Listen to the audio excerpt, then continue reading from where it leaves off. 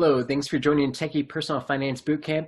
I have a couple announcements before I dive into today's episode. So, as you may have noticed, if you've been a listener for a while now, that I've been rotating the interviews and then these kind of more educational type episodes.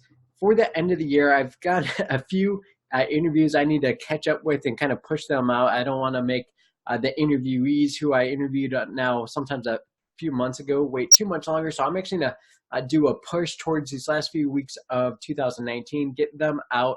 This will be the last educational, financially related topic that you'll be seeing for 2019.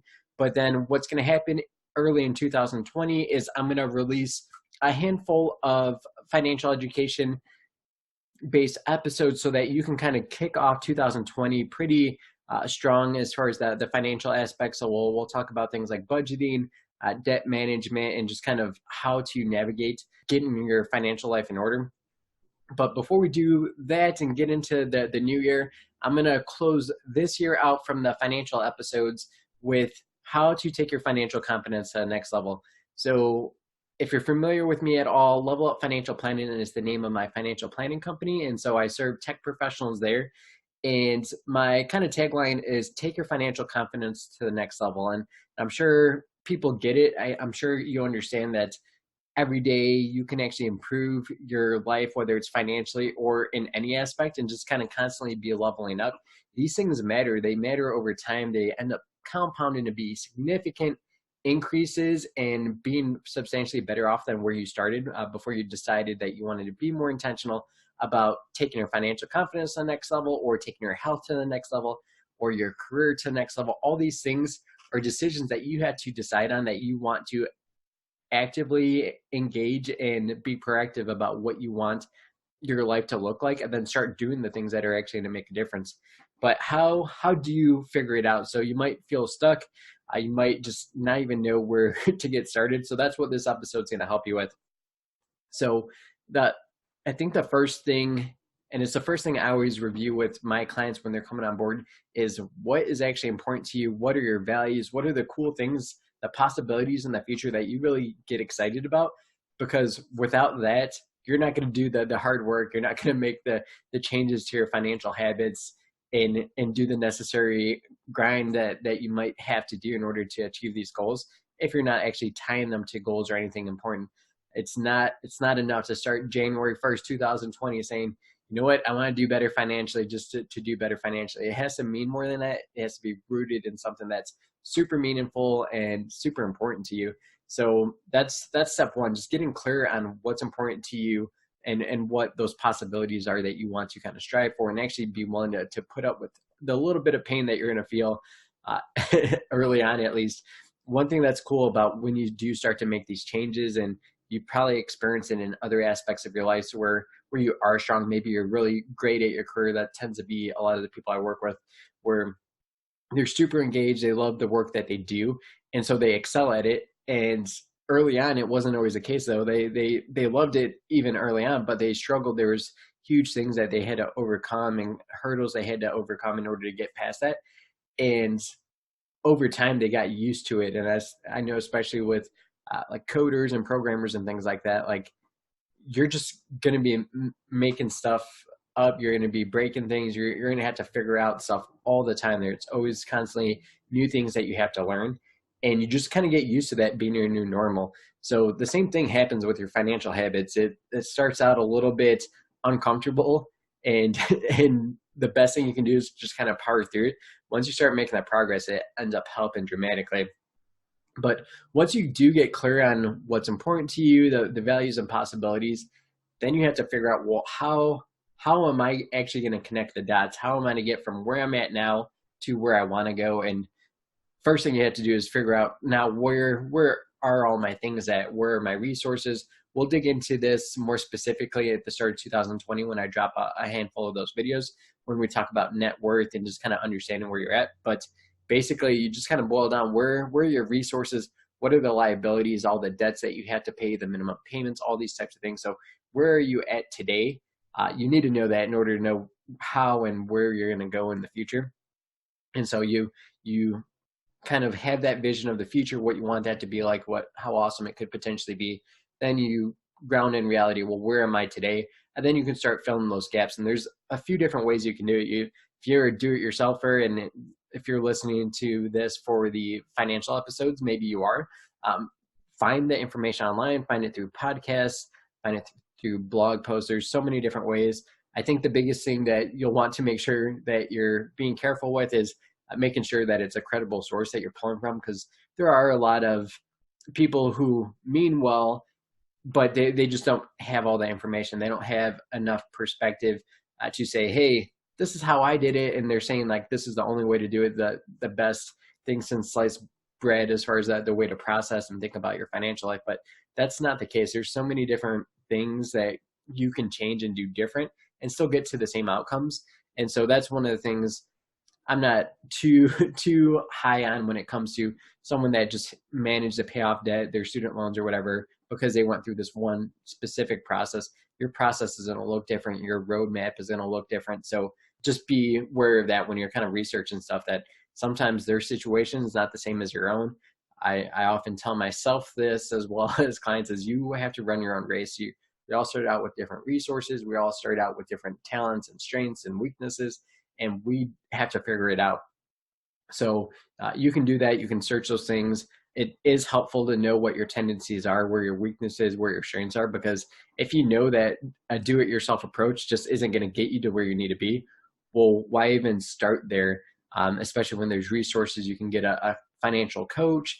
You can get a financial planner. There's all different variations of ways that you can get some expertise and some assistance to kind of jumpstart your plan and just give you the groundwork. One of the things that I know my clients benefit from is, like, even though they're interested in some of these things, some of my clients are like really interested and actually are knowledgeable about it. But what it comes down to is there's still gaps. There's blind spots that they're not aware of. And oftentimes they're just not doing things efficiently. So you could be listening to this and being like, oh, I'm actually feeling pretty good. I'm feeling pretty confident financially. But I almost guarantee that unless you're saving like 50% of your income, there's probably a few different ways you can optimize what you're doing now and actually improve your financial situation without really impacting your personal life or your lifestyle. And so that's just something I see all the time, is people can be super confident in one aspect because you realize that you had to research this, but you're just not aware of all the other options and alternatives and all the different paths available to you. So getting a coach or a planner to kind of streamline this and say, hey, these are the things that you should look at. These are the things that are important. So if you do want to research them, go focus on these things, because there's so many different winding wormholes you can go down that are not going to be valuable to you or the time that you're going to have to invest in these things. And so that could just be helpful, just giving you a clear path of what education roadmap to even follow. So those are just kind of the main alternatives. I guess the default alternative is just kind of figure it out. Don't look up anything online and just go by feeling and your gut as far as whether it makes sense to do X amount of dollars for a car payment, or when you have extra money and you got all these different things that you kind of had to weigh, which are going to be like short-term goals, auto loans, student loans, possibly buying a house, raising a family. Should you do college, 529 savings? Like, all these things are hugely important, but there's a process and probably a more efficient way to apply these things. And so if you're just going off your gut, you might be like, oh, I'll do it this way for a few months and then I'll switch it and rotate it, but that may not be the best thing. So getting clear and then getting that education, however you get it, so that you have confidence moving forward, is going to be huge.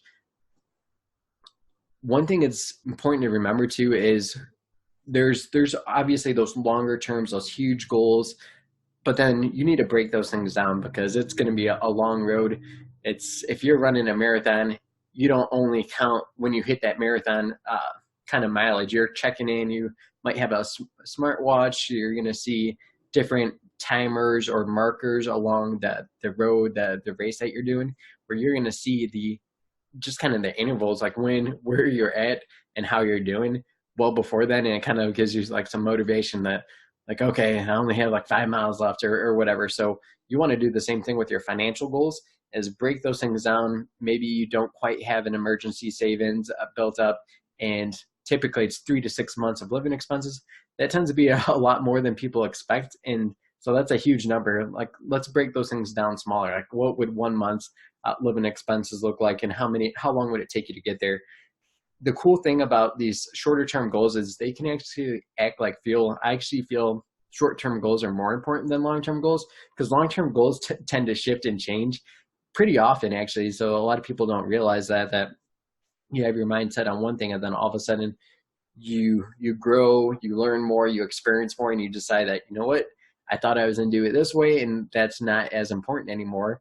And so I'm going to shift those goals. But in the meantime, hopefully you were doing some cool things to gain either experience or gain confidence that you're doing the right things financially. And so whatever that new goal is that's going to replace that or kind of move up the priority list, you're that much closer and better for doing the smaller work, doing the small improvements to get to that big goal that's now changed. So it's important to make these goals smaller, kind of like micro goals, and enjoy when you reach those achievements, because they're important. And again, they just kind of act like a fuel or like a boost. That one of the biggest things that a lot of people don't realize when they don't have a savings account or emergency savings is that it feels really good. And so you don't realize that until you actually start seeing it build up. And then it gets really hard to tap into it. So even if there's something like big coming up, you're like, I really don't want to see it go below $10,000 or whatever that is in your mind. Like, once you've built it up, you really want to protect that emergency savings for only emergencies. And so it's a cool thing that kind of changes and transitions, where maybe that person before would have just been like, I don't have an emergency savings. If something comes up, I'll go to the credit card. Well, that's way worse than having an emergency savings and needing to tap into emergency savings. But because of how we emotionally feel about those two different things, we're more willing to do something that's a way worse thing, which is going to credit card debt due to an emergency, than just pulling out from your emergency savings that you worked hard to build up. So those are just a few examples of how you can start taking your financial confidence to the next level. You're going to want to get clear. You're going to want to find out how to build that roadmap, and it could be education, could be reaching out to an expert. And I'm actually dropping my hourly services in 2020 just because my other business areas have grown. I've been doing this podcast, which I've been enjoying. So I'm really, and I'm launching a tax planning service too. So I'm super excited about those things. I'm dropping the hourly, unfortunately, but there's still a lot of planners out there that may be offering hourly services. So just do a Google search for financial planner that works hourly. Financial coaches tend to not be as knowledgeable on like retirement planning, kind of long-term planning, but what financial coaches tend to be really good at is helping you figure out your cash flow, your budgeting, and stuff like that. So that would be something too that would be an option to look for. Maybe you don't need a full-fledged financial planner that knows different advanced strategies. You just need someone to help you figure out like what your finances are doing today. You can definitely look for a financial coach as well. So hopefully that information is helpful. I'm excited for 2020. Have a great end to 2019. Enjoy the holidays, however you choose to enjoy those. Remember to be present and focus on the cool stuff that you do have to be thankful for. And yeah, I think mindset is just such a big thing. If you've been listening to any of my interviews and the guests I've had for my show, like I only pick people that I think or have a great vision and very optimistic as far as how they think about life. And it's because I feel it's important. Like if you think positive things are going to happen, and you're just going to be generally more happy if you're constantly focusing on the positive things. So I know that this financial episode isn't technically on that topic, but I just want you to remember that going into the end of 2019 and the start of 2020. And your mindset is everything as far as if you want to be financially successful, if you want to achieve those goals and values that are important to you, well, believe that it's possible, believe that you deserve it, and then just go for it and take that first step. You have to start. You can't wait around for some new event to kind of push you to get going. Like the event may never come, or it may never be strong enough. So the only person that can actually motivate you to take those next steps it's all inside yourself. It's inside your head, heart, however you want to kind of manifest it. But you can change the way you think, and you can start going today. So have a great end of 2019.